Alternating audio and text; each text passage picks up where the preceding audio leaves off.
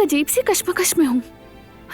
एक पल भी उससे दूर नहीं रहना चाहती, लेकिन दूर रहना मेरी मजबूरी है।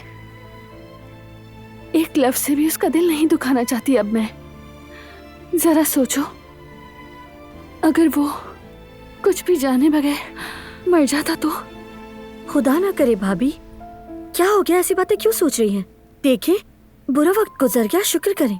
बारान साहब यहाँ हैं, घर पर मौजूद हैं और आपकी आंखों के सामने हैं। बाकी सब खुद ही ठीक हो जाएगा भाभी। पता नहीं कैसे बेहतर होगा।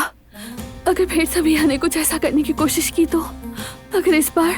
रिलैक्स हो जाएं आप, घबराहट से कुछ हासिल नहीं होगा। सुकून और ठंडे दिमाग से सोचने की जरूरत है। आखिर ये औरत बारान साहब से क्या चाहती है और आपको कोई नुकसान भी नहीं पहुंचा रही, सिर्फ उनके साथ ही ऐसा क्यों कर रही है?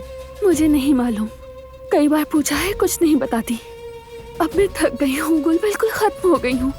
नहीं भाभी, हिम्मत से काम लें। आपको मजबूत खड़े रहना है। आप ही बारान साहब को सपोर्ट कर सकती हैं, कदम कदम पे साथ दे सकती हैं। इस तरह करने से आप पुराने दिनों में लौट आएंगी। क्या तुम उसके लिए नाश्ता ले जाओगी गुल? वो मुझे इस हालत में न देखे, मेरे रोने को महसूस करता है, पूछता है और मैं कुछ नहीं कह पाती। ठीक है भाभी, मैं ले जाती हूँ।